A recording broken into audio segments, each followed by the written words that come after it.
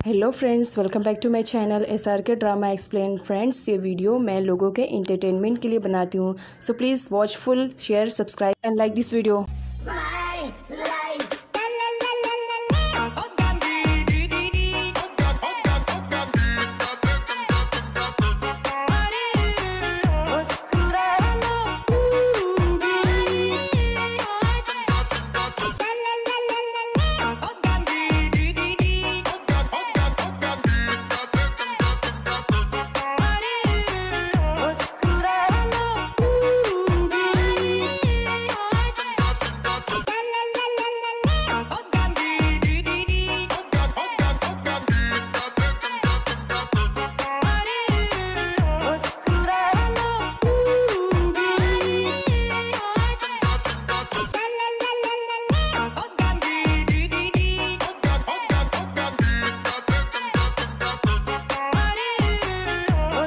ड्रामे की starting church से होती है। उसमें एक बॉय की एंट्री होती है जिसका नाम मार्क माफिया गैंग का सबसे बड़ा लीडर है।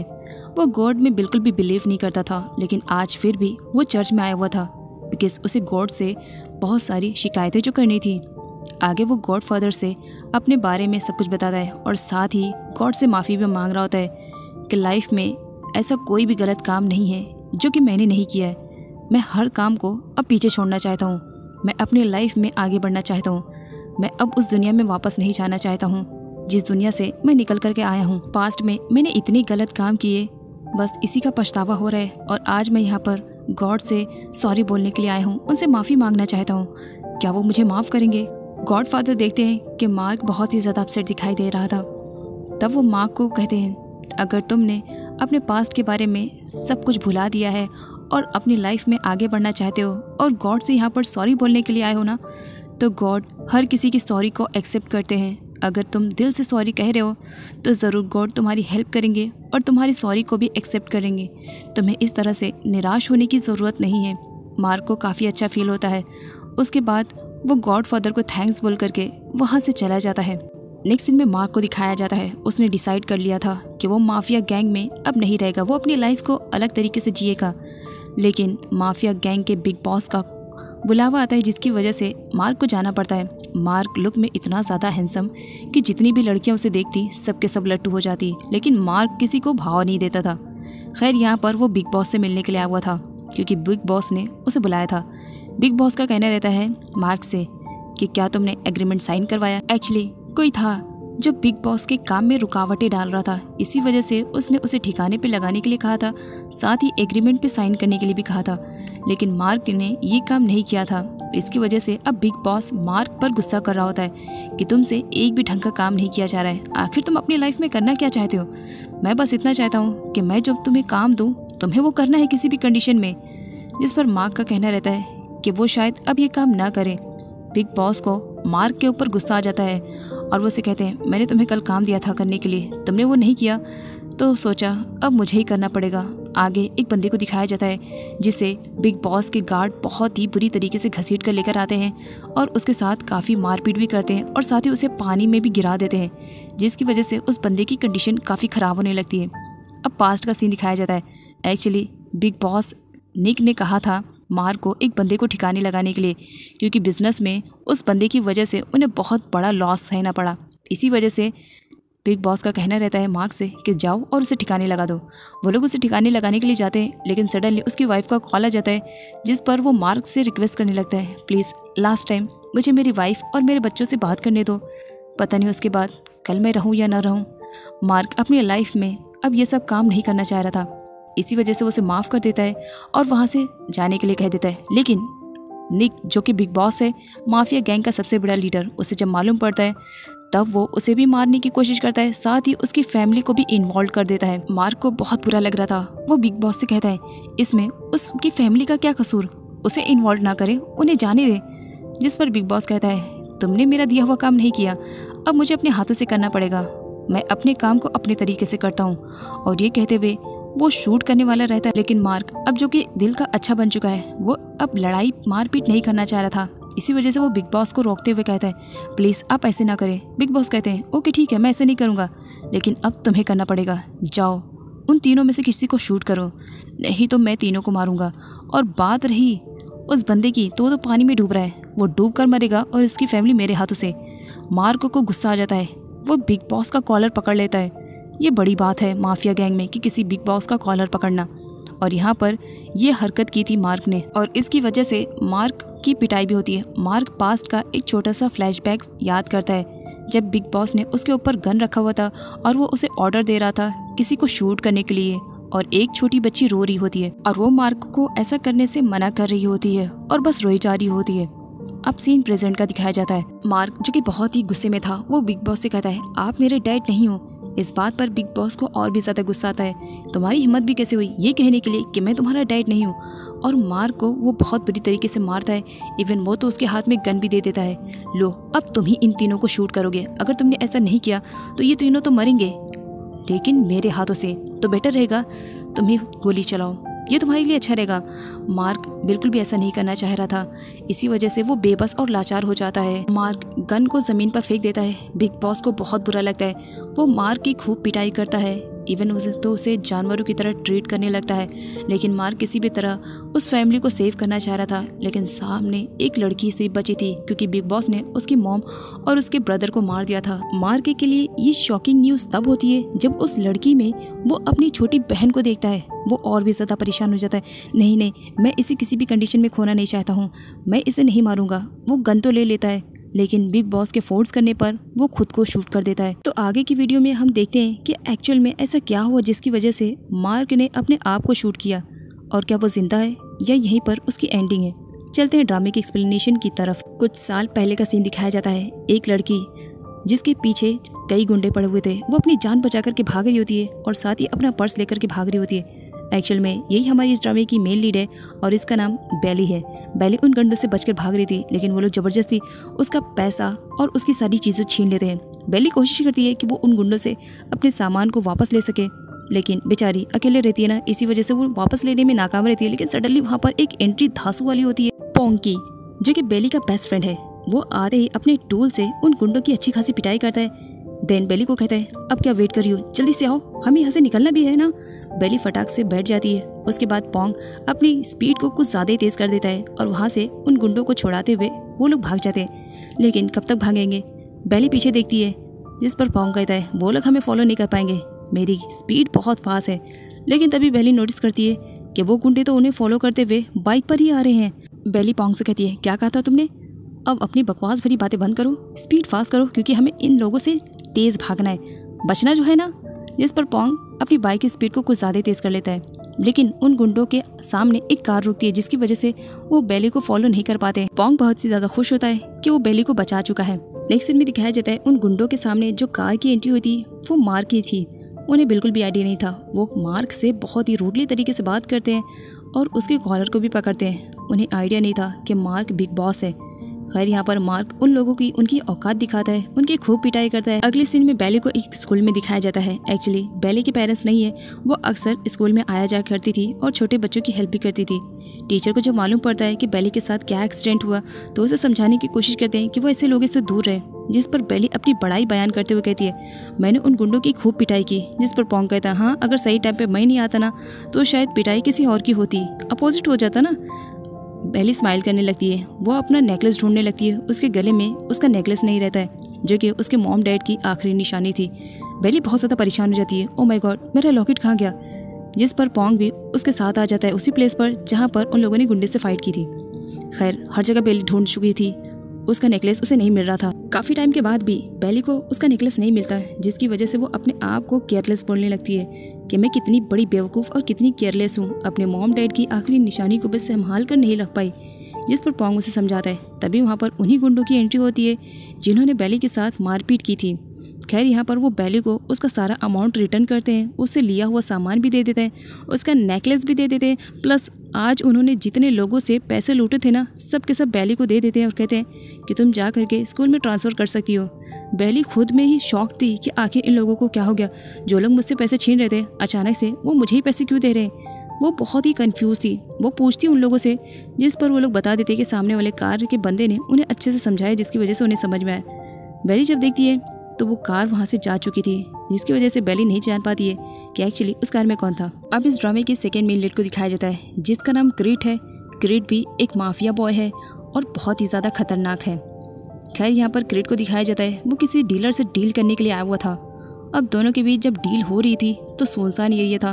क्रिड उससे अपना सामान मांगता है, वो बंदा उसे सामान दे देता है। क्रिड उसे पैसों से भरा हुआ बैग देता है, लेकिन जब वो बंदा बैग खोलता है तो देख करके परेशान, उसमें पैसे रहते नहीं गन रहते, जिसकी वजह से वो क्रिड पर ही गन तान देता है। तूने मेरे साथ बेईमानी की तो इसकी सज़ा तो तुझे मिलकर रहेगी। जिस पर क्रिड कहता है जिस बंदे का नाम तू यूज़ कर रहा है ना वो कोई और नहीं बल्कि मेरे डैड है, और तूने मेरे साथ चीटिंग करने की कोशिश की तो बदले में तेरी जान जानी तो तय है। ये कहते हुए वो उसे शूट कर देता है।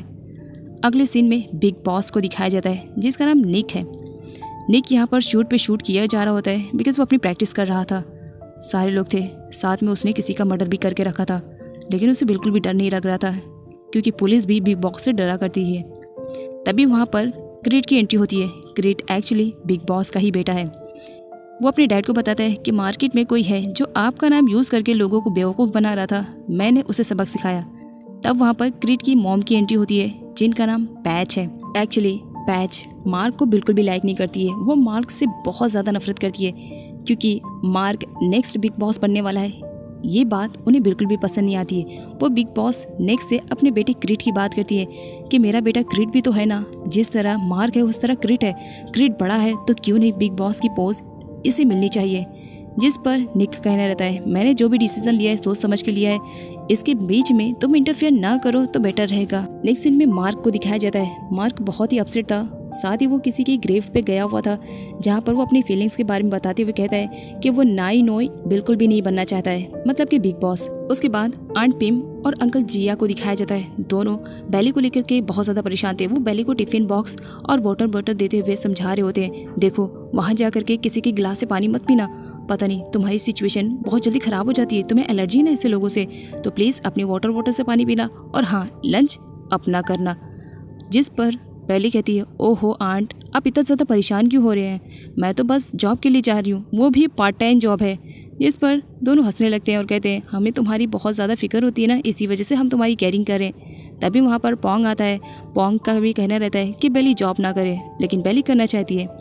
जो कि पोंग की सिस्टर है वो पोंग की तरफ से सॉरी कहती है कि पोंग का इंटेंशन किसी को हर्ट करना नहीं था, वो तो बस यूं ही कह देता है, तुम अपना मुंह बंद करो। जिस पर पोंग का कहना रहता है यार तुम मेरी सिस्टर है कि उसकी सिस्टर है, हमेशा मेरी साइड नहीं रहती है, हमेशा उसकी साइड रहती है। जिस पर दा कहती है क्योंकि बेली मेरी बेस्ट फ्रेंड है और मैं हमेशा उसके लिए लॉयल रहूंगी। दा और पोंग की इस स्वीट सी नोक झोंक को देख करके बेली अपसेट हो जाती है बिकॉज उसे अपनी फैमिली के सारे मेम्बर्स याद आने लगते हैं। वो उन्हें फ़ोटो में देखते हुए बहुत ज़्यादा रो रही होती है।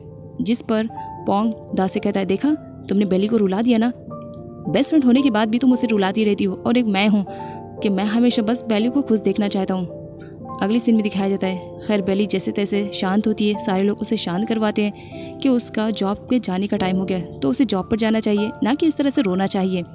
जिस पर बेली सारे आंसुओं को पोंछते हुए स्माइल करती है क्योंकि आंट पिंग और अंकल जैम का ऐसे कहना रहता है। आंट पिंग का कहना रहता है कि पोंग बेली को जा कर के ड्रॉप कर दे, और होता ऐसी है। पोंग अपनी बहन दा और बेली तीनों को ही ड्रॉप कर रहा होता है, जिसकी वजह से वो दा और बेली को कहता है अपनी सीट ज़रा टाइटली पकड़ लो क्योंकि मैं अब अपनी स्कूटी की ज़रा स्पीड को तेज़ करने वाला हूँ, हो सकता है तुम कंफर्टेबल फील ना करो।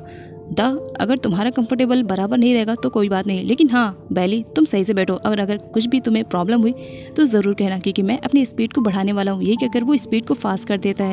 नेक्स्ट सीन में दिखाया जाता है बिग बॉस की वाइफ मतलब पैच का आज बर्थडे है, इसकी वजह से उसने बहुत बड़ी पार्टी को ऑर्गेनाइज किया है।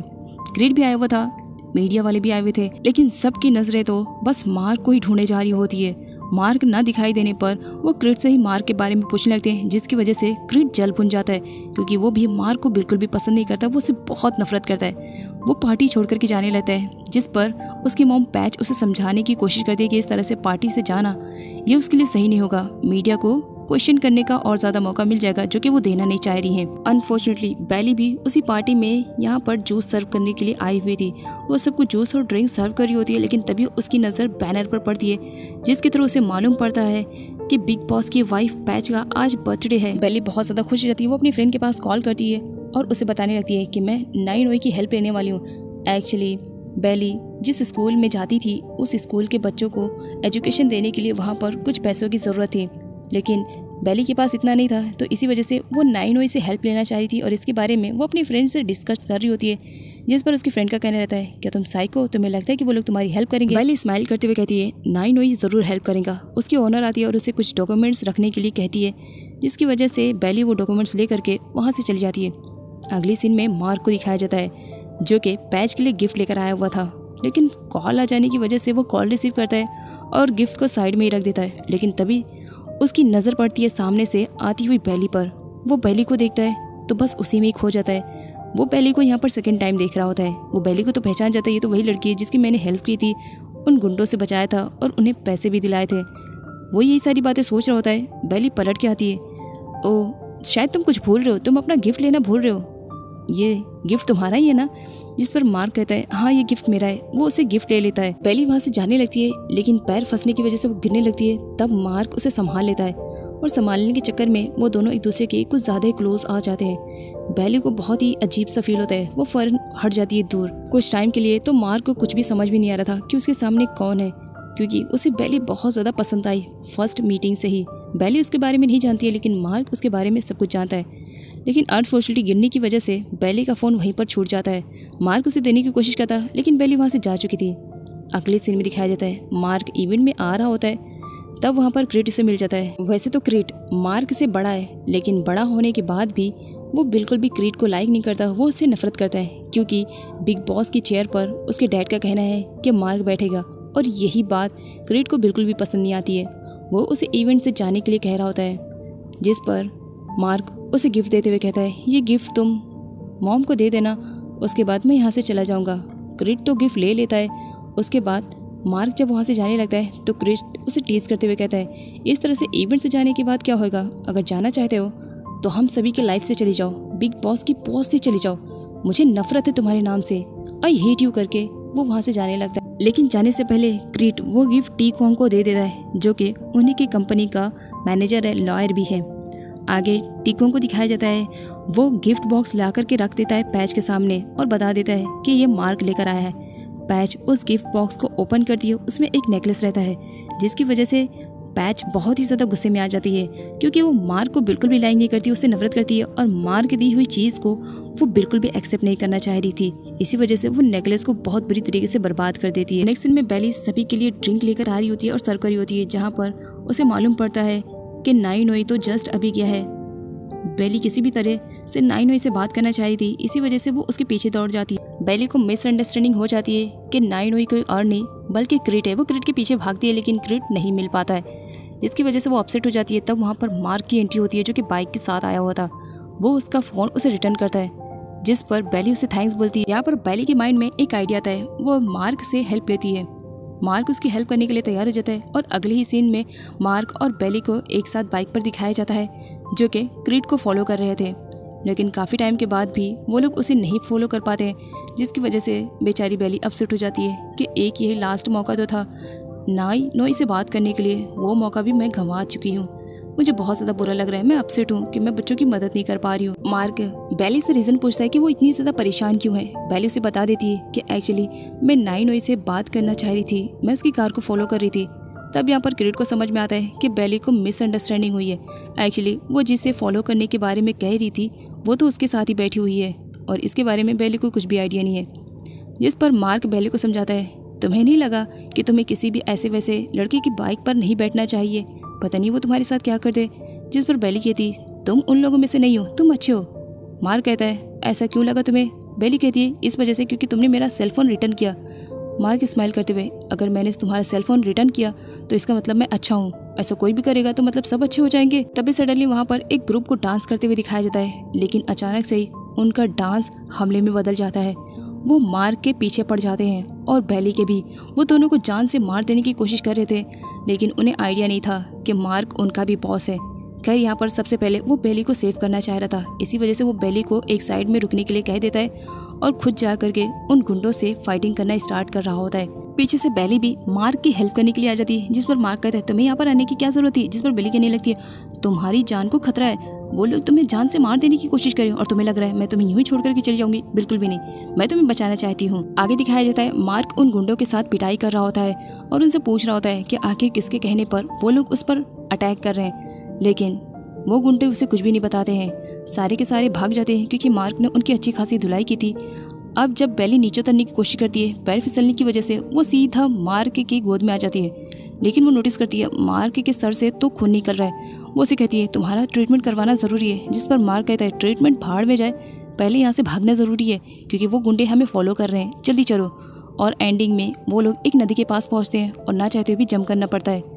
इधर आंट और अंकल को दिखाया जाता है, दोनों परेशान थे क्योंकि अभी तक बेली घर नहीं आई थी। वो लोग कॉल पे कॉल किए जा रहे होते हैं। तभी वहाँ पर बेली की एंट्री होती है जो कि मार्क को अपने साथ लेकर आई हुई थी। मार्क की कंडीशन बहुत ही ज़्यादा ख़राब थी। अंकल और आंट जब देखते हैं तो मार्क को पहचान लेते हैं और उनकी भी सिचुएशन काफ़ी ख़राब हो जाती है। अगले सीन में दिखाया जाता है यहाँ पर बिग बॉस को मालूम पड़ जाता है टी कॉन्ग के थ्रू कि मार्क पर किसी ने जानलेवा अटैक किया है। इस वक्त वो कहाँ पर है इसके बारे में उन्हें बिल्कुल भी आइडिया नहीं है।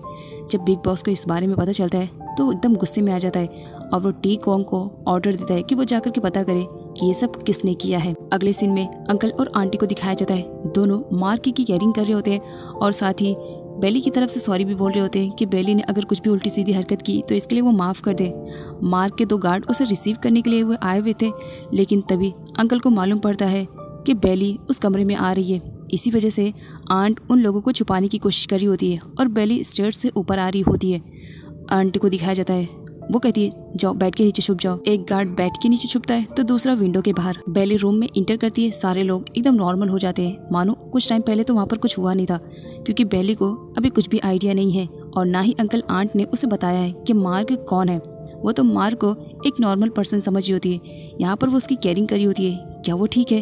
वो उसके लिए सूप बनाकर लेकर आई हुई थी जो कि इस वक्त आंट पिम के हाथ में था। वो बड़े ही प्यार से मार्क को सूप पिला रही होती है। बेली मार्क से क्वेश्चन करने लगती है, तुम हो कौन? वो लोग तुम्हें इस तरह से क्यों फॉलो कर रहे थे, मानो तुम कोई माफिया हो। ये सुनते ही मार्क को खांसी आने लगती है। तब आंट सिचुएशन को संभालते हुए बेली को वहाँ से जाने के लिए कह देती है कि अभी इसकी सिचुएशन खराब है, इसे रेस्ट करने की ज़रूरत है और तुम हो के क्वेश्चन पे क्वेश्चन किए जा रही हो। जिस पर बेली का कहना रहता है मैं बस जान लूँ फिर उन लोगों की मैं हालत ख़राब करने वाली हूँ जिसने इस पर जानलेवा अटैक करने की कोशिश की थी। खैर यहाँ पर अंकल को दिखाया जाता है, वो सिचुएशन को संभालते हैं और मार्क का रियल नेम ना बताते हुए वो उसका दूसरा कोई नाम बता देते हैं, जिसकी वजह से बेली सुनती है जब नाम, कहती है ये तो किसी ऑर्डिनरी पर्सन का नाम लग रहा है, मतलब तुम नॉर्मल हो बिल्कुल हमारी तरीके। मैं तो कुछ और ही समझ रही थी, चलो थैंक गॉड। खैर अंकल आंट जैसे तैसे करके बेली को वहाँ से जाने के लिए कह देते हैं। नेक्स्ट सीन में क्रिट को दिखाया जाता है जो काफ़ी टाइम के बाद अपने डैड से मिलने के लिए आया हुआ था। वो अपने डैड के पास आया था और बता देता है आपने जो प्रोजेक्ट साइन करने के लिए मुझसे कहा था मैं वो साइन करवा कर लेकर आया हूँ। और हाँ, मॉम के बर्थडे पार्टी पर जो सीन क्रिएट हुआ था उसके लिए मैं सॉरी बोलना चाहूँगा। मॉम का इंटेंशन ये नहीं था कि वो आपको हर्ट करे, बस वो थोड़ा सा स्ट्रेस में ज़्यादा रहती है, शायद इसी वजह से उन्होंने ऐसा रिएक्ट कर लिया। माफ़ कर देना, मॉम की तरफ से मैं सॉरी कह रहा हूँ। जिस पर उसके डैड पूछने लगते हैं बताओ काम हुआ कि नहीं हुआ। क्रिट बता देता है आपने जो कहा था मैंने सब कुछ वैसा किया। तो आपको क्या लगता है आगे बिग बॉस की पोजीशन किसे मिलनी चाहिए? इन शॉर्ट यहाँ पर क्रिट का ये कहना रहता है अपने डैड से कि बिग बॉस की पोजीशन उसे चाहिए, जिस पर निक साफ मना कर देता है कि ये बिग बॉस की पोजीशन सिर्फ और सिर्फ मार्क को मिलेगी और किसी को नहीं, जिस पर क्रिट को और भी ज़्यादा बुरा लगता है। अगले सीन में दिखाया जाता है पोंग को जो कि अपने गैराज में काम कर रहा होता है। तभी वहाँ पर उसका एक पड़ोसी पहुँच जाता है जो उसे टीज कर रहा होता है, इतने से में तुम्हारा क्या भला होने वाला है, कितना कमा लेते हो दिन का, ज़्यादा कुछ नहीं ना, कुछ है भी नहीं तुम्हारे पास, फिर भी इतनी मेहनत किए जा रहे हो, मत करो ना कोई दूसरी जॉब ढूंढ लो। खैर यहाँ पर पोंग तो चुप रहता है, लेकिन पोंग चुप रहने वालों में से है, लेकिन उसकी सिस्टर दा वो मुंह तोड़ जवाब देने वालों में से है। वो अपने भाई को साइड में करती है, ब्रो तुम हटो मैं देखती हूँ। वो उससे पूछने लगती है तुम्हारे पास पैसे हैं? जिस पर पर्सन बोलता है हाँ है। अच्छी जॉब है? हाँ है। अच्छी सैलरी भी है? हाँ हाँ। तो तुम्हारी वाइफ तुम्हारे साथ क्यों नहीं है?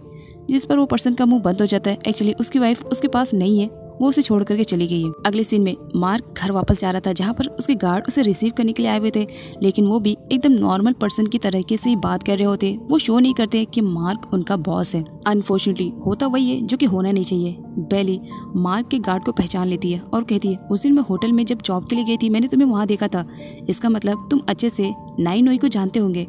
जिस पर वो यस बोलते हैं कि हाँ मैं भी उन्हीं की कंपनी में जॉब करता हूँ। यहाँ पर बेली के दिमाग में एक आइडिया आता है। वो मार्क से कहती है क्या तुम मेरी एक हेल्प कर सकते हो, बिकॉज मैंने देखा है तुम उस दिन वहीं पर थे, तुम नाई नोई को जानते होगे ना, तो क्या मेरा एक काम कर दोगे? जिस पर अंकल आंट उसे मना करते हैं कि ऐसा कोई भी काम वो ना कहे, क्योंकि उन्हें मालूम था कि सामने वाला बंदा कितना पावरफुल है और वो माफिया गैंग से बिलोंग करता है। इसी वजह से अंकल आंटी का तो मुंह बंद रहता है। लेकिन इसके अपोजिट में बेली तो नॉन स्टॉप बोले जा रही होती है। वो बातों ही बातों में बोल देती है कि उसने नाइन ओई को देखा है, जिसकी वजह से मार्क भी शॉक में रहता है। जब वो पेंटिंग देखता है तो बहुत ही बद्दी सी पेंटिंग बनी हुई रहती है। मार्क स्माइल करने लगता है, क्या यही नाइन ओई है? जिस पर बेली कहती है, हाँ कुछ इसी टाइप में दिखते होंगे, अभी तक मैंने देखा नहीं। जिस पर मार्क स्माइल करने लगता है। अगले सीन में पोंग को दिखाया जाता है, जो कि अपनी बाइक की स्पीड कुछ ज़्यादा ही तेज कर चुका था। दाओ से कहती है, बाइक की स्पीड ज़रा कम करो वरना हमें पहुंचना कहीं और चाहिए और पहुंच कहीं और जाएंगे। जिस पर पोंग कहता है, तुमने इतना लेट बताया मुझे बेली के बारे में, पहले बताया होता तो शायद मैं पहले आ जाता। जिस पर दा कहती है, मुझे टाइम जैसी मिला मैं आपके पास आई थी बताने के लिए, लेकिन वो पंगे की वजह से थोड़ा लेट हो गया। जिस पर पोंग और स्पीड फास्ट कर देता है, मुझे किसी भी तरह बेली के पास पहुंचना है, देखना है कि उसकी सिचुएशन ठीक तो है ना, अगर कहीं उसे कुछ हो गया होगा तो मैं कभी अपने आप को माफ़ नहीं करूँगा। ये कहते हुए वो दोनों बेली के पास पहुँचते हैं और बेली को पकड़ करके यहाँ पर पोंग कहता है, क्या तुम ठीक हो? वो बंदा कहाँ गया जिसकी वजह से तुम्हारी जान को खतरा हो गया था? बताओ, मैं तो उसकी हड्डी पसली एक कर दूंगा। दा भी बहुत ज़्यादा परेशान हो रही थी। बेली उसे कुछ समझाती, लेकिन पोंग तो अब आउट ऑफ कंट्रोल हो गया था। बाहर खड़ा है, मैं तो उसे जाकर अभी देखता हूँ। जिस पर बेली कहती है, वो जा चुका है। तब यहाँ पर पोंग कहता है, बस मैं थोड़ा सा लेट हो गया हूँ, अगर सही टाइम पर आता ना तो उसकी बैंड बजा देता। हिम्मत कैसे हुई बेली की जान को खतरे में डालने के लिए। अगले सीन में मार्क के हाथों में एक एनवलप था, जिसे देख करके वो स्माइल कर रहा होता है। एक्चुअली पास्ट का सीन यहाँ पर दिखाया जाता है। वो एनवलप किसी और ने नहीं, बेली ने उसे दिया था, ये कहते हुए कि वो ये एनवलप जा करके नाइन ओई को दे देगी और वो उसे प्रॉमिस भी लेती है कि ये एनवलप तुम जा करके नाइन ओई को ही दोगे। जिस पर मार्क भी प्रॉमिस कर लेता है, क्योंकि जब वो बेली को देखता है तो बस देखते रह जाता है और उसे प्रॉमिस कर लेता है, ठीक है मैं ये नाइन ओई को दे दूंगा, जो कि वो खुद रहता है। उसके गार्ड्स उसे देख करके थोड़ा स्माइल करने लगते हैं। मार्क गार्ड से कहता है कि उन्हें स्माइल करने की ज़रूरत नहीं है और किस बात पर वो इतना ज़्यादा स्माइल कर रहे हैं। गार्ड्स कुछ बता पाते, लेकिन उससे पहले मार्क उन्हें कह देता है कि कार को सही से चलाओ। नेक्स्ट दिन में बेली पोंग और दा को समझा रही होती है कि वो लोग जिस तरीके से मार्क को समझ रहे हैं वो वैसा नहीं है। एक्चुअली यहाँ पर वो मार्क नहीं बोलती है, बल्कि वो नाम बोलती है जो कि अंकल और आंट ने उसे बताया था। यहाँ पर पोंग का कहना रहता है कि उसे किसी अजनबी पर इतना ज़्यादा ट्रस्ट नहीं करना चाहिए। जिस पर बेली पोंग से कहती है, तुम्हें आइडिया भी नहीं होगा जो अब मैं बता रही हूँ, ध्यान से सुनो।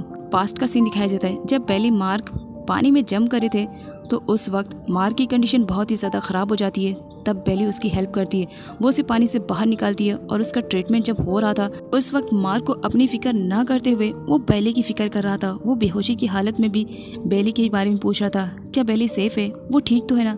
ये बात सुनते ही दा कहने लगती है, देखो मैं बस इतना चाहती हूँ कि तुम अजनबियों पे ट्रस्ट मत करो, हो सकता है कि कोई तुम्हें धोखा दे दे। लेकिन बेली का ऐसा मानना नहीं था मार्क के रिलेटेड। बेली पोंग से कहती है, वो सब छोड़ो, बच्चे कहीं दिखाई नहीं दे रहे। तभी स्टूडेंट सारे आ जाते हैं, क्योंकि उस वक्त बेली, पोंग और दा तीनों स्कूल में ही रहते। सारे बच्चे एक साथ बेली से डिमांड करने लगते हैं कि वो उन्हें स्टोरी सुनाए।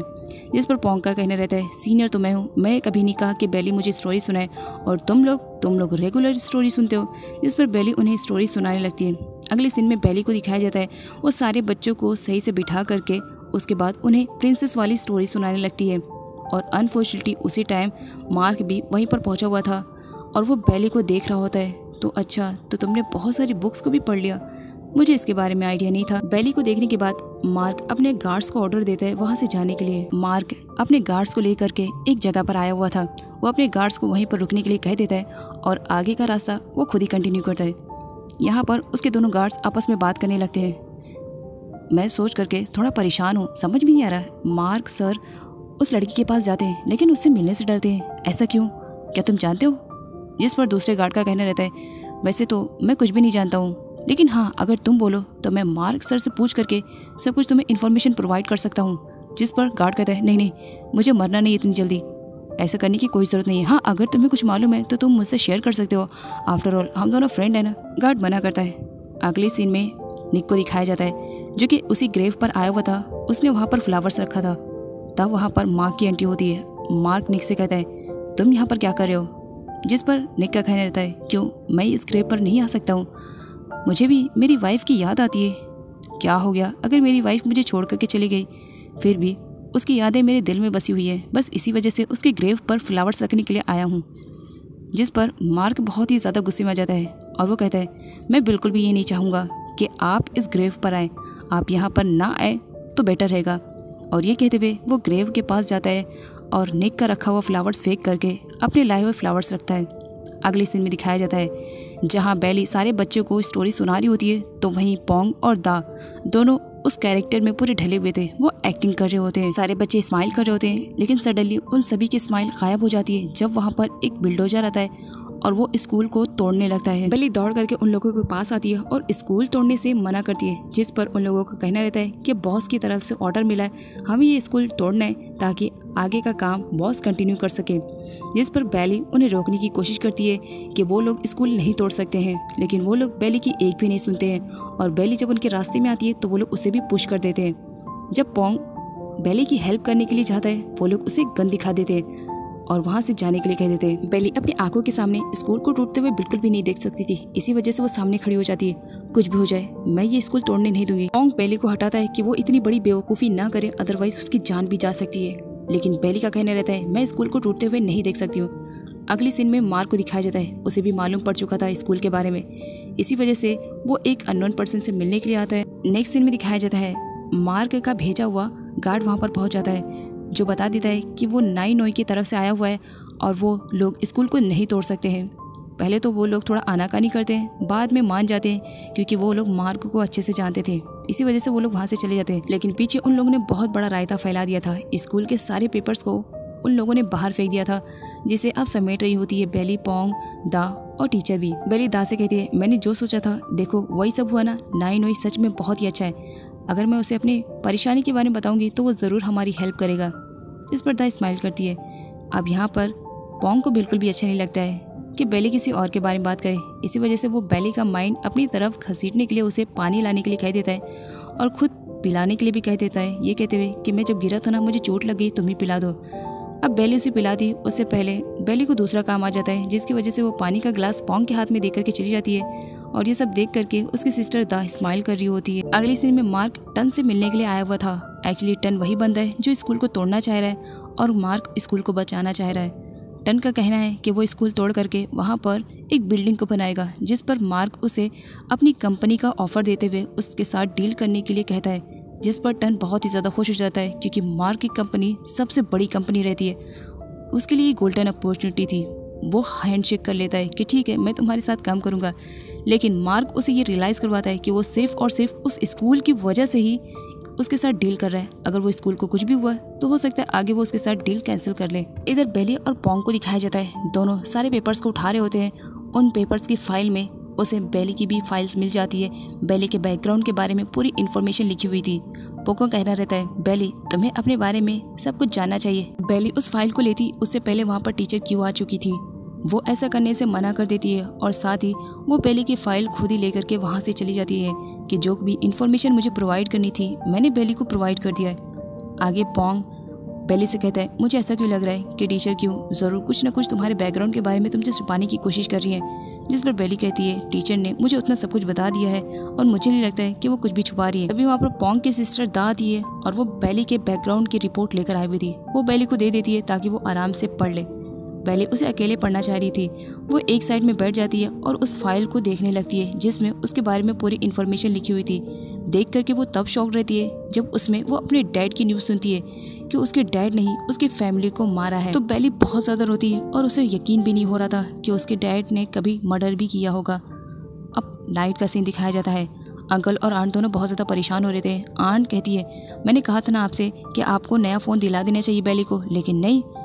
तब अंकल फ़ोन करते हैं दा के पास और दा से पूछने लगते हैं क्या बेली तुम्हारे पास है। तब दा बताती है कि नहीं बेली तो हमारे पास नहीं है, वो तो बहुत पहले यहाँ से जा चुकी है।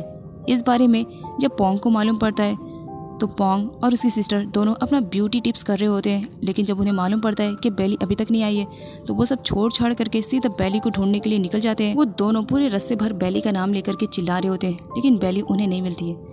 अगले सीन में बेली बहुत बुरी तरीके से रो रही होती है, वो अंदर ही अंदर टूट चुकी थी। क्या सच में उसकी फैमिली को बर्बाद करने वाले कोई इन्हें और नहीं बल्कि उसी के डैड थे। वो अपना पेंडेंट पकड़ लेती है, नहीं ऐसा नहीं हो सकता है। ज़ोरदार बारिश होने लगती है और सडनली यहाँ पर बेली का एक्सीडेंट होने वाला रहता है, लेकिन सही टाइम पर वहाँ पर मार्क आ जाता है जो बेली की जान को बचा लेता है। बेली की कंडीशन बहुत ही ज़्यादा ख़राब रहती है, इसी वजह से वो सडनली वहीं पर बेहोश हो जाती है जब वो मार्क को देखती है। मार्क बेली को अपने बाहों में लेकर के बहुत बुरी तरीके से रो रहा होता है और वो जब पेंडेंट देखता है तो और भी ज़्यादा रोने लगता है कि आखिर मुझसे इतनी बड़ी गलती कैसे हो गई, मैं ऐसा नहीं करना चाहता था, प्लीज़ मुझे माफ़ कर देना। पास्ट का एक छोटा सा फ्लैशबैक दिखाया जाता है। बेली की भी एक अच्छी खासी फैमिली थी, वो लोग अच्छे से रहा करते थे, लेकिन उनकी फैमिली को नज़र तब लगी जब निक ने उन्हें देखा। निक ने जानबूझ करके उसकी पूरी फैमिली को मार दिया और सिर्फ बेली को ज़िंदा रखा। बेली उस वक्त बहुत ज़्यादा छोटी थी, लेकिन ये काम वो उसने किसी और से नहीं बल्कि मार्क से ही करवाया था। मार्क को गन दे करके उसने फोर्स किया था कि वो जा करके बेली के फैमिली वालों को ख़त्म करे, लेकिन मार्क ऐसा बिल्कुल भी नहीं करना चाह रहा था। निक ज़बरदस्ती उसके हाथों में गन दे देता है और अपने हाथों से पकड़वा करके शूट करवा देता है, जिसकी वजह से बेली के पेरेंट्स वहीं पर मर जाते हैं। बेली ये सब देखती है तो बेहोश हो जाती है। अब यही सारी बातें सोच करके मार्क बहुत ज़्यादा रो रहा होता है, क्योंकि मार्क बेली को अच्छे से जान रहा था। सीन वहीं पर कट होता है और अगले ही सीन में बेली को दिखाया जाता है, जो कि 9OE की कंपनी में जॉब के लिए आई हुई थी, मैनेजिंग होटल के लिए। और इधर मार्क को शेफ का काम करते हुए देख करके, मार्क बहुत ही अच्छे से कुकिंग कर रहा था, उसकी कुकिंग देख करके सब तारीफ करते हैं। मार्क जब वहाँ से जाने लगता है, सडनली एक अननोन पर्सन आ जाता है। वो मार्क को मारने लगता है और कहता है, तू मेरी पोजीशन छीनना चाहता है ना, कभी नहीं हो पाएगा, उससे पहले तू मर जाएगा। मार्क उल्टा उसे ही धो देता है अच्छे से और कहता है, मैं यहाँ पर कोई शेफ की जॉब करने के लिए नहीं आया हूँ, बस किसी रीज़न से आया हूँ, मेरा काम हो जाएगा, मैं यहाँ से चला जाऊँगा। ये कहते हुए वो जब बाहर निकलता है तो दोनों गार्ड उसका वेट कर रहे होते हैं। आगे दा और बेली को एक साथ बातें करते हुए दिखाया जाता है। यहाँ पर पोंग बेली से कहता है, मुझे नहीं लगता है कि तुम्हें बाहर जाकर के जॉब करना चाहिए, तुम अकाउंटिंग का भी कर सकती हो ना। जिस पर बेली मना करती है कि नहीं, मैं जहाँ पर जॉब कर रही हूँ ना, वहाँ अच्छी सैलरी मिलेगी और इससे मैं अपने स्कूल वाले बच्चों की मदद करूँगी। जिस पर पोंग कहता है, तुम मेरे गैरेज में क्यों नहीं आ जाती हो। दा स्माइल करने लगती है, तुम्हारा गैरेज, अच्छा ये बताओ मॉर्निंग से कितने कस्टमर आए। जिस पर पोंग फिंगर दिखाते हुए बताता है। दा कहती है 20। जिस पर पोंग कहता है, नहीं 2 आए हैं। अपने भाई की अटपटी सी बातें सुनने के बाद दा स्माइल करने लगती है। अगले सीन में बिग बॉस निक को दिखाया जाता है, जो कि मार्क से मिलने के लिए आया हुआ था।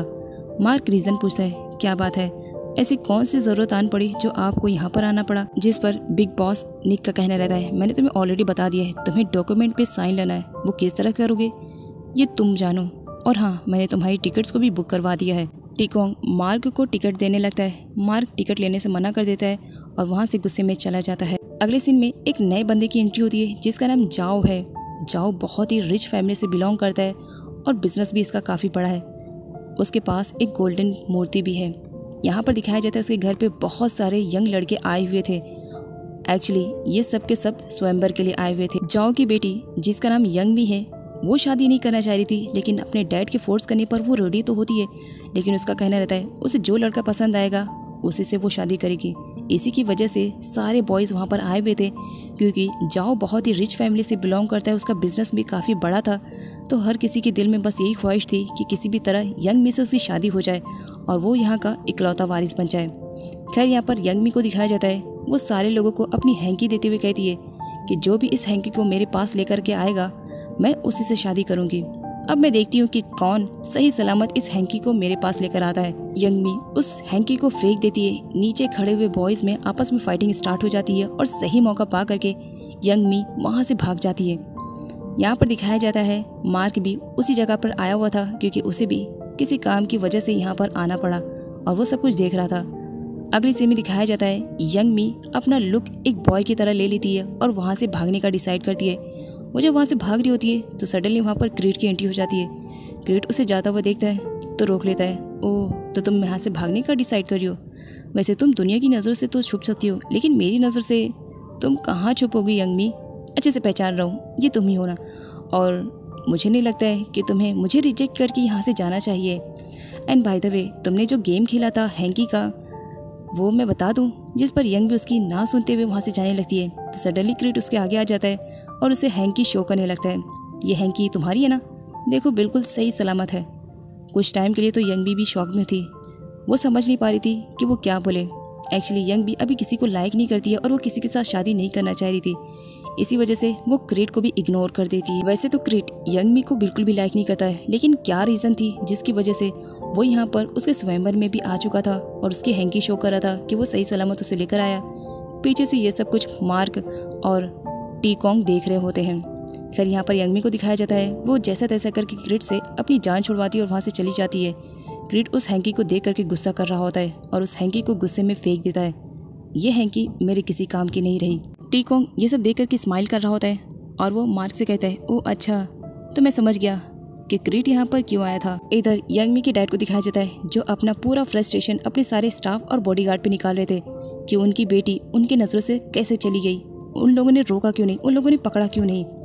तभी उन्हें मालूम पड़ता है कि उनसे मिलने के लिए मार्क आया हुआ है। अगले सीन में वो मार्क से मिलने के लिए जाते हैं, जहाँ पर मार्क उन्हें एक एनवलप देता है जिस पर जाओ को बहुत ज़्यादा गुस्सा आ जाता है। वो कहता है, मैं जान चुका हूँ कि तुम यहाँ पर क्यों आए हो, तुम यहाँ पर बस इस वजह से आए हो ना क्योंकि तुम्हें मेरी वो लैंड चाहिए, तुम उस पर अपना बिजनेस स्टार्ट कर सको, बस इसी वजह से आए हो ना।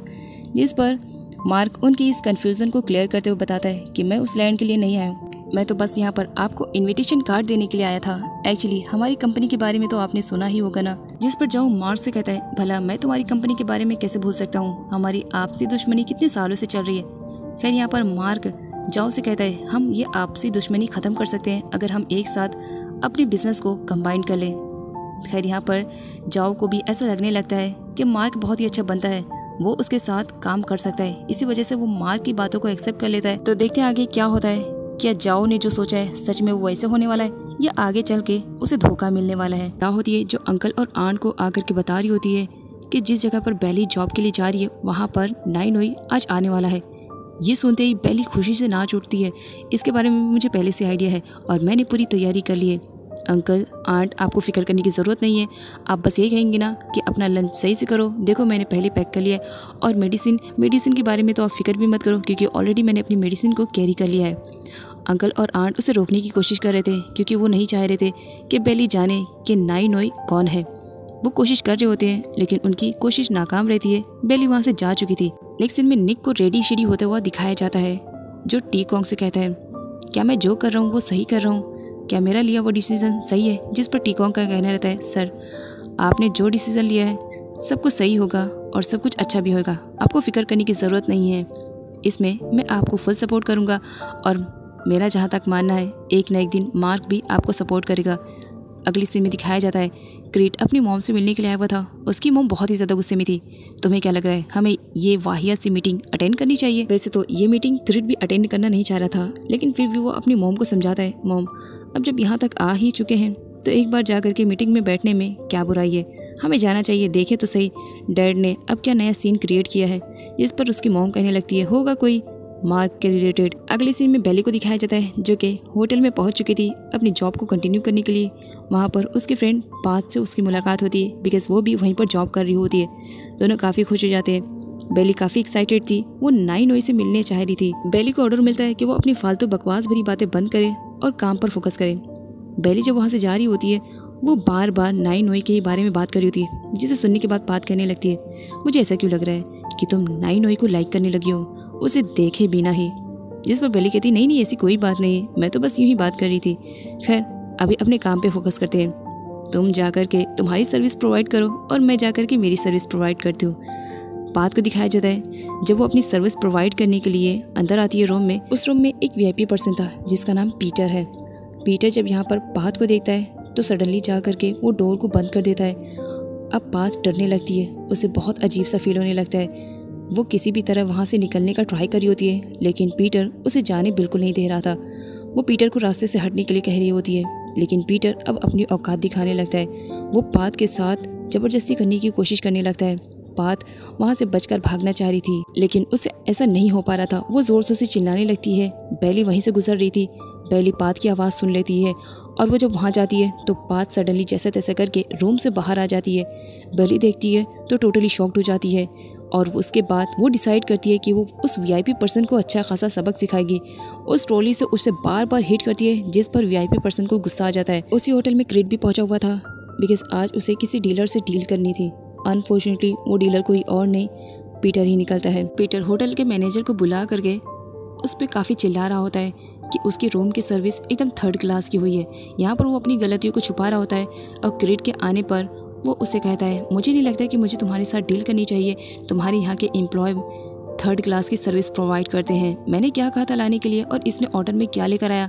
यहाँ पर वो अपने आप को बचाने के लिए क्रिड के सामने झूठ बोल रहा होता है। ये बात सुन करके बेली को और भी ज़्यादा गुस्सा आ जाती है। वो कहने लगती है, इतने बड़े होकर के इतनी झूठी और मक्कारी भरी बातें कर रहे हो, तुम्हें शर्म नहीं आ रही है।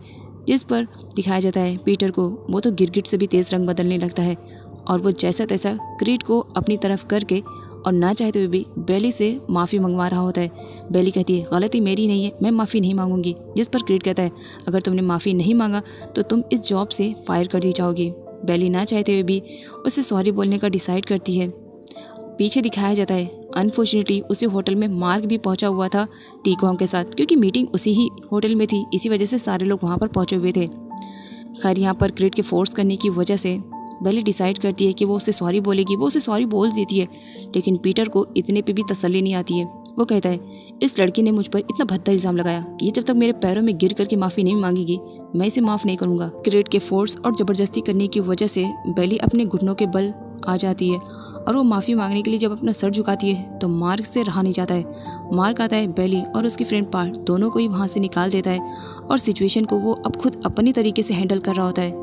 बेली को समझ में नहीं आ रहा था कि सब क्या हो रहा है। टीकॉन्ग उसे बताता है कि उसे फिक्र करने की ज़रूरत नहीं है, जो भी हो रहा है सब अच्छा ही हो रहा है। क्रिड मार्क से कहता है, तुम्हें नहीं लगता है कि तुम्हें मेरे मामलों में इंटरफेयर करने की ज़रूरत नहीं है। जिस पर मार्क कहने लगता है, अगर ये तुम्हारा मैटर होता तो शायद मैं तुम्हारे मैटर में इंटरफेयर नहीं करता, लेकिन बात यहाँ मेरे एम्प्लॉय और स्टाफ की है। उनके साथ ऐसी बदतमीज़ी से पेश आओगे तो मैं यही करूँगा।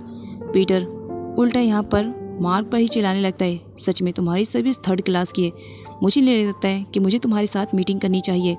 इस बात पर मार्क उसे सबक भी सिखाता है कि वो चाहे मीटिंग करे उसके साथ या ना करे, लेकिन वो इस तरह से उसके एम्प्लॉय के साथ बिहेवियर नहीं कर सकता है। पीटर के ज़ोर से पकड़ने की वजह से पाथ की बॉडी पर निशान आ चुके थे।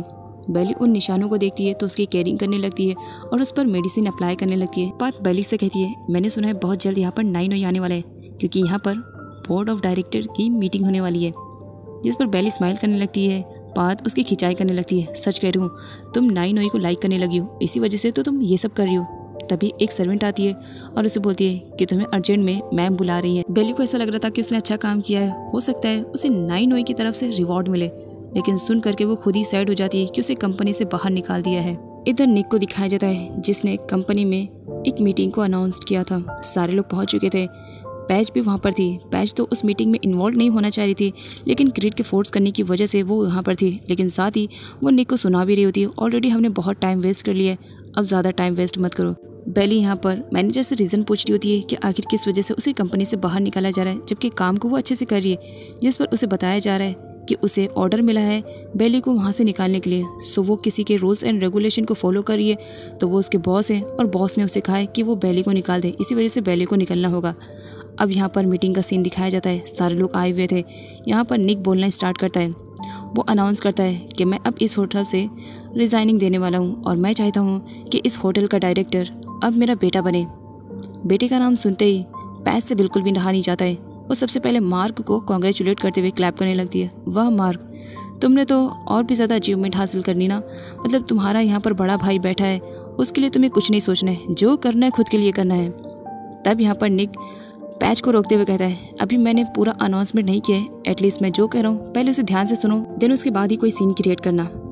यहाँ पर निक को दिखाया जाता है, वो अनाउंसमेंट कर देता है कि अब मेरे बाद इस कंपनी का कोई और डायरेक्टर नहीं बल्कि मेरा बेटा ही रहेगा, और वो है क्रिड। क्रिड अपना नाम सुनकर के इतना ज़्यादा खुश हो जाता है कि उसे खुद भी समझ में नहीं आ रहा था कि सच में उसके डैड ने उसे इस होटल का डायरेक्टर बना दिया। वो बहुत ही ज़्यादा खुश हो जाता है और अपने डैड से कहता है, मैं उम्मीद करता हूँ कि आपको आगे शिकायत का मौका नहीं दूंगा, आपने मुझे इस लायक समझा, इसके लिए थैंक यू सो मच। और मार्क अपसेट था।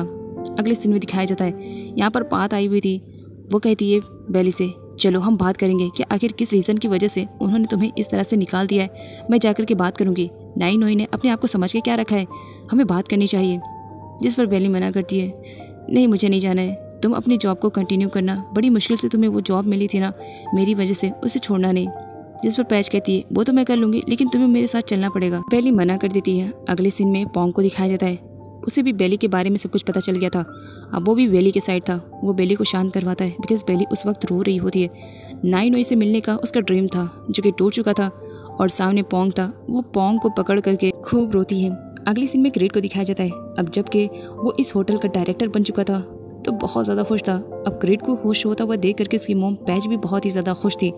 वो निक से कहती है, मुझे नहीं मालूम था कि तुम ये सरप्राइज़ देने वाले हो, बहुत अच्छा लगा इस मीटिंग में आकर के। यहाँ पर दिखाया जाता है क्रेड को हर किसी से बधाइयाँ मिल रही होती है, उसे कॉन्ग्रेचुलेट किया जा रहा होता है और साथ में मार्क भी उसे कॉन्ग्रेचुलेट करता है।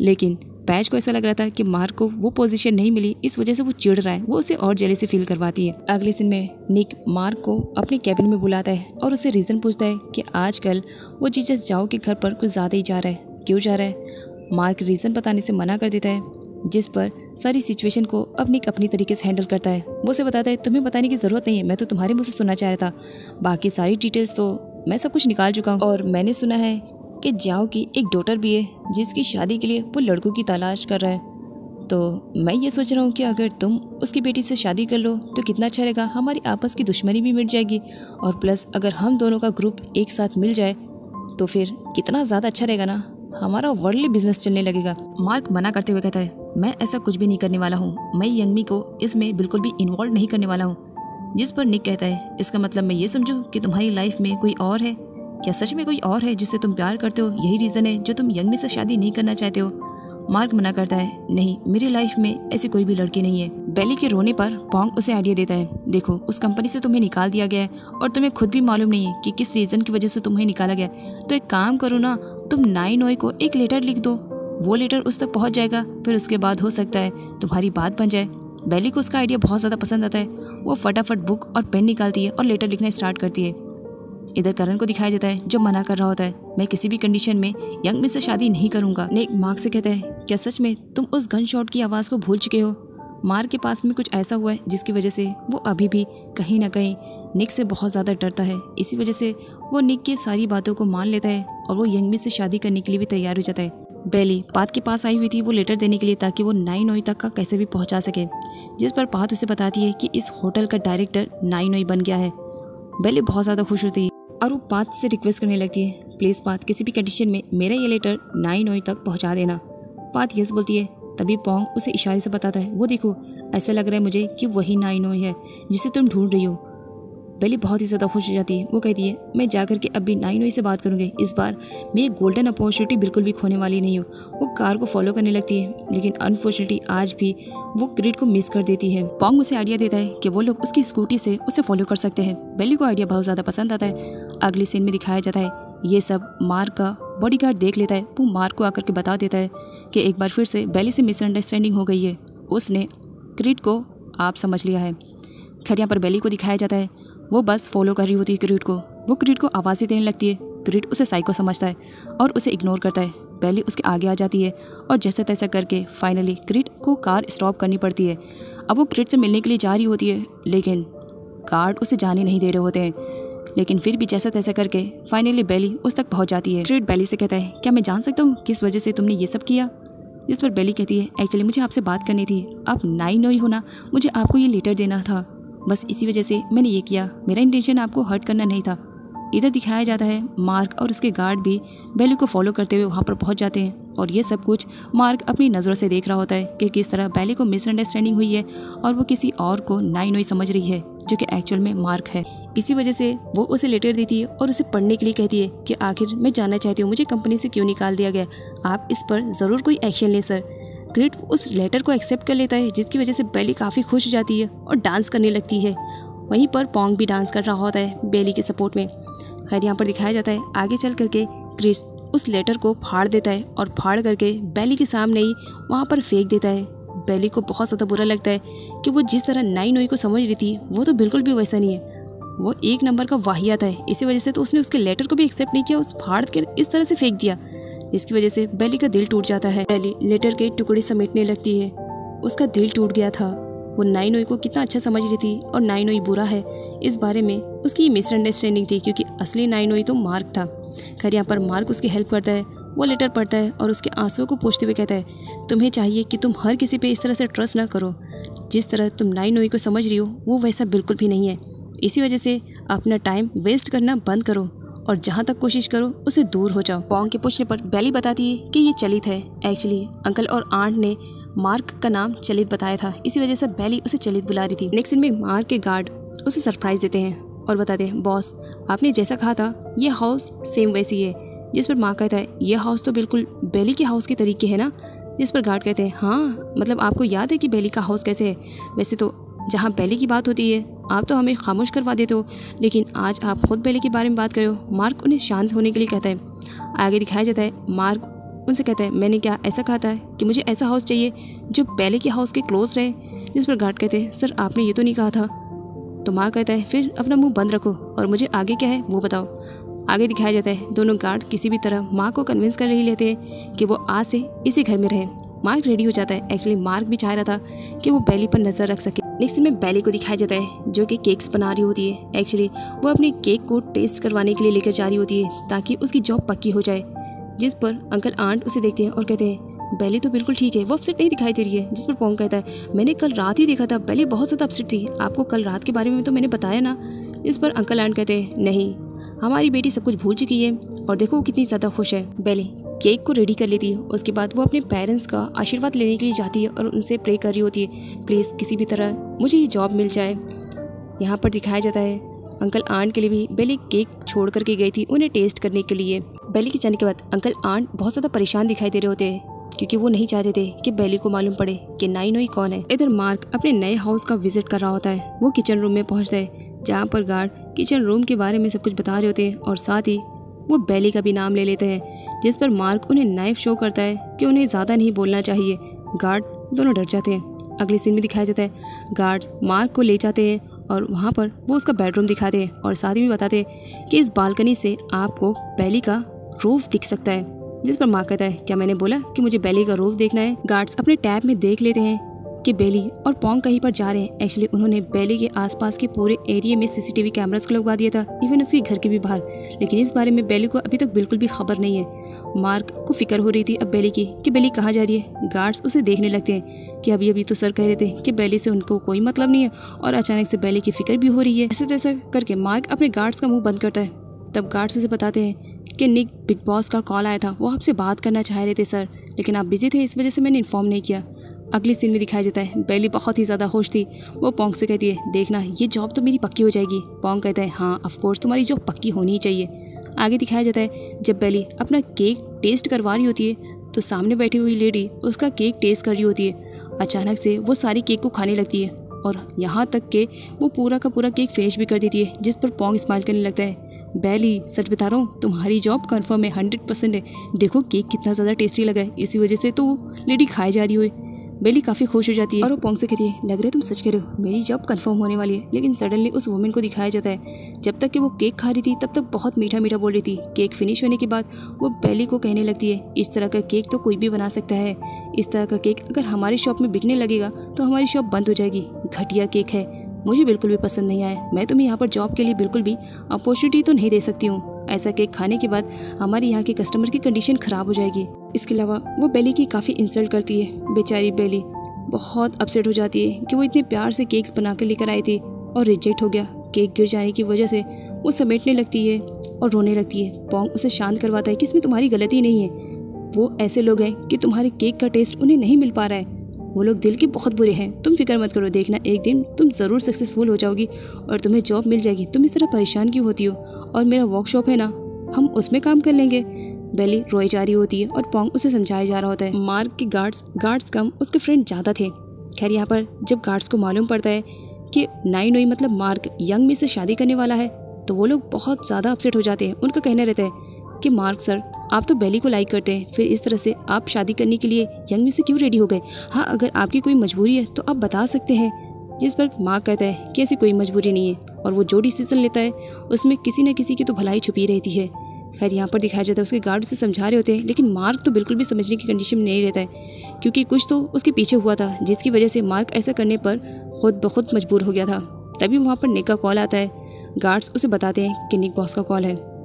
यहाँ पर मार्क को दिखाया जाता है वो कॉल रिसीव करता है, जिस पर निक उससे कुछ ऐसी बातें करता है कि मार्क को सडनली वहाँ से भागना पड़ता है। वो अपनी कार निकालता है और स्पीड से दूसरी जगह पर जाने लगता है।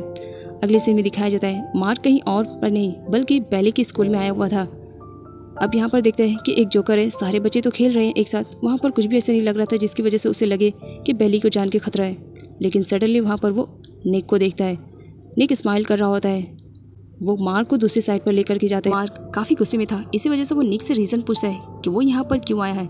इस पर निक कहता है अभी तक तो मैंने कुछ किया नहीं, बेली की ज़िंदगी सेफ है, लेकिन कब तक सेफ रहेगी इसके बारे में मैं तुम्हें कुछ बता नहीं सकता हूँ। अगर तुम्हारा माइंड चेंज होता है कि तुम यंगमी से शादी नहीं करोगे तो मजबूरी में मुझे कुछ ना कुछ तो कदम उठाना पड़ेगा। मार्क निक को ऐसा करने से मना करता है और उसे कहता है कि आखिर वो क्या चाहता है जिसकी वजह से वो बेली को हर्ट ना करे। अब यहाँ पर एक छोटा सा फ्लैशबैक दिखाया जाता है। मार्क और बेली जब बहुत ज़्यादा छोटे थे तब यहाँ पर दिखाया जाता है निक ने जानबूझ करके ज़बरदस्ती मार्क के हाथों से बेली के पेरेंट्स और उसके भाई को मरवा दिया था। इसमें मार्क की कोई गलती नहीं थी, लेकिन बेली उस वक्त छोटी थी, उसने अपनी आंखों से देख लिया था, तो इसी वजह से वो अब मार्क से डर रही थी। लेकिन उस वक्त मार्क का नाम दूसरा था, अभी वो इसका न्यू नेम है जो कि निक ने उसे दिया। बेली अपने पेरेंट्स को अपनी आंखों के सामने मरता हुआ देखती है तो सडनली बेहोश हो जाती है। निक अब बेली को भी मारने वाला था, लेकिन मार्क उसका पैर पकड़ लेता है। प्लीज़ बेली के साथ ऐसा मत करो, बेली को हर्ट मत करो, इसके बदले में जो तुम मुझसे कहोगे मैं करने के लिए तैयार हूँ। और प्रेजेंट में निक इसी बारे में मार्को को एक्सप्लेन कर रहा था। यहाँ पर अब बेली के बारे में एक बात पता चलती है। बेली अपने पास्ट के बारे में सब कुछ भूल चुकी है, उसे बिल्कुल भी अंदाज़ा नहीं है कि उसके पेरेंट्स को किसने मारा है। यहाँ पर निक ये धमकी दे रहा होता मार्को कि अगर मैंने बेली को बता दिया कि उसकी फैमिली को मारने वाला कोई और नहीं बल्कि तुम हो तो याद रखना वो तुमसे बहुत ज़्यादा नफरत करेगी और खुद ही छोड़ करके चली जाएगी। जिस पर मार्क निक से कहता है आपको अच्छी तरीके से मालूम है कि क्रीड यंगमी को कितना ज़्यादा लाइक करता है, वो कितना ज़्यादा उसे प्यार करता है। ये जानते हुए भी आप मेरे साथ ऐसे ज़बरदस्ती कैसे कर सकते हैं? मैं यंगमी से शादी नहीं करना चाहता हूँ, लेकिन आपके फोर्स करने पर मैं ऐसा कर रहा हूँ इस बेस पर कि आप बेली को हर्ट भी नहीं करेंगे। इस पर निक उसे प्रॉमिस करता है अगर तुम मेरा कहना मानोगी तो बेली सेफ रहेगी। अगले सीन में दिखाया जाता है पोंग को। बेली रोई जा रही होती है, वो इस तरह से रिजेक्ट की जाएगी इसके बारे में उसने कभी नहीं सोचा था। इसी वजह से वो काफ़ी रो रही होती है, जिस पर पोंग उसे समझाने की कोशिश करता है कि उसे रोना नहीं चाहिए, वो लोग ही वैसे थे जो बेली की कदर नहीं कर पाए, तो इस वजह से उन लोगों की वजह से उसे नहीं रोना चाहिए। जिस पर बेली पोंग से कहती है शायद तुम इस वक्त मेरी सिचुएशन को नहीं समझ पा रहे हो। एक्चुअली मैं इस वजह से जॉब के लिए काफ़ी परेशान हूँ, क्योंकि मैं अंकल आंटी की हेल्प करना चाहती हूँ और अपने स्कूल वाले सारे स्टूडेंट के लिए भी हेल्प करना चाहती हूँ। मैं उनके लिए कुछ करना चाहती हूँ। इसी वजह से तो मैंने ट्राई किया था कि मैं नाई नोई से बात करूँगी, लेकिन मुझे इसके बारे में बिल्कुल भी आइडिया नहीं था कि नाई नोई मेरे लेटर का जवाब इस तरह से देगा। उसने बगैर पढ़े मेरे लेटर को फाड़ दिया। सच में मैं कितनी ज़्यादा अनलकी हूँ। नाई नोई से मिलने का मेरा ड्रीम था और ये ड्रीम ऐसा टूटेगा मैंने सोचा नहीं था। यहाँ पर पोंग को दिखाया जाता है अब वो बेली को एक और मिनट भी रोता हुआ नहीं देख सकता था। इसी वजह से वो बेली को तसल्ली दिलाता है और उसे कहता है तुम फिक्र मत करो, अगर तुम मुझे अपनी लाइफ से भी कहोगी ना जाने के लिए तो भी मैं जाने वाला नहीं हूँ। प्रॉमिस करता हूँ तुम्हारी हर सिचुएशन में मैं तुम्हारे साथ रहूँगा। और बेली का मूड सही करने के लिए वो उसे अपनी बाइक पर बिठाता है और बाइक की स्पीड इतनी ज़्यादा तेज़ कर देता है जिसका इंजॉयमेंट बेली ले रही होती है। सच में इस टाइम बेली काफ़ी खुश थी और वो थोड़ी पल के लिए अपनी परेशानियों को भूल जाती है। पोंग बेली की बात उसकी फ्रेंड से करवाता है ताकि कुछ टाइम के लिए बेली अपनी डिप्रेशन से बाहर निकल सके। उसके बाद वो बेली के लिए आइसक्रीम लेकर आता है जो कि बेली अक्सर खाया करती थी। पोंग को वो थैंक्स बोलती है। पोंग देखता है कि साइड पे कुछ लोग हैं जो कि डांस कर रहे हैं, तो पोंग भी बेली को वहाँ पर लेकर जाता है और दोनों एक साथ डांस करना स्टार्ट करते हैं। यहाँ पर बेली काफ़ी खुश दिखाई दे रही होती है और सच में वो अपनी परेशानियों के बारे में भूल चुकी थी और इस वक्त वो पोंग के साथ एंजॉय कर रही होती है। अगले सीन में पोंग बेली को घर पर ड्रॉप कर देता है और उसे कहता है टेंशन लेने की ज़रूरत नहीं है, जब तक मैं हूँ तब तक तुम्हें कुछ नहीं हो सकता है। और हाँ, फिक्र मत करो जॉब के लिए, मेरा ऑलरेडी गैराज है ना, तो हम उसमें काम कर लेंगे, इतना फिक्र करने की ज़रूरत नहीं है। वो बेली को मूड को थोड़ा सा ठीक करना चाहता था और उसके फेस पे स्माइल देखना चाह रहा था। इसी वजह से वो हेलमेट को अपनी ही शर्ट के अंदर डाल लेता है और बेली से कहता है देखो मैं प्रेग्नेंट हो गया हूँ। बेली ये देख करके स्माइल करने लगती है, जिस पर पोंग कहता है मैं तुम्हारी स्माइल के लिए कुछ भी कर सकता हूँ। नेक्स्ट सीन में क्रीड को दिखाया जाता है जो कि किसी काम से बाहर जा रहा था। अनफॉर्चुनेटली उसी रास्ते से पोंग भी गुजर रहा था। पोंग क्रीड को देख लेता है और उससे अपना पुराना हिसाब किताब चुकता करने के बारे में सोच रहा होता है। जब क्रीड वहाँ से जा रहा था तो पोंग भी उसे फॉलो करता है। वो उसकी कार को ओवरटेक करने की कोशिश कर रहा होता है और फाइनली वो कर भी लेता है। उसके बाद वो बाहर इतना ज़्यादा हंगामा क्रिएट करता है कि ना चाहते हुए भी क्रीड को अपनी कार से बाहर निकलना पड़ता है। वो बाहर निकलता है तो कहता है ओह तो तुम तो वही हो ना जो उस लड़की के साथ लेटर देने के लिए आए थे। यहाँ पर पोंग उससे रीज़न पूछने लगता है क्या वजह थी, तुमने बेली के लेटर को एक्सेप्ट क्यों नहीं किया, और किया भी तो उसे फाड़ दिया, मुझे आंसर चाहिए। जिस पर क्रीड कहता है मेरे पास ऐसी बकवास भरी बातों के लिए टाइम नहीं है। जिस पर पोंग कहता है मुझे आंसर चाहिए, तुम्हारा जवाब क्या है, मैं जानना चाहता हूँ कि तुमने ऐसा क्यों किया। क्रिट यहाँ पर पोंग को मारने लगता है और उसकी खूब पिटाई करते हुए कहता है, मिल गया तुम्हारा आंसर। मेरे काम में टांग लड़ाने की कोशिश बिल्कुल मत करना। अगर मेरे काम में टांग लड़ाओगे तो बदले में बहुत ज़्यादा पिटोगे। ये कहकर वो तो वहाँ से चला जाता है, लेकिन बदले में अपने गार्ड्स को अब यहाँ पर पोंग की पिटाई करने के लिए छोड़ देता है। अगले सीन में जब बेली को मालूम पड़ता है कि पोंग की किसी ने अच्छी खासी धुलाई की है तो वो फौरन से मिलने के लिए आती है, जिस पर पोंग पूछता है कि उसे कैसे मालूम पड़ा। बेली बताती है कि उसकी फ्रेंड ने बताया है, क्योंकि पोंग ने उसकी फ्रेंड को बता दिया था। यहाँ पर बेली पूछती है कि किसने उसे इतना ज़्यादा मारा। तो देखते हैं फ्रेंड्स आगे की वीडियो में क्या होता है। क्या पोंग बेली को बता देगा कि उसे मारने वाला कोई और नहीं बल्कि नाइनोई है।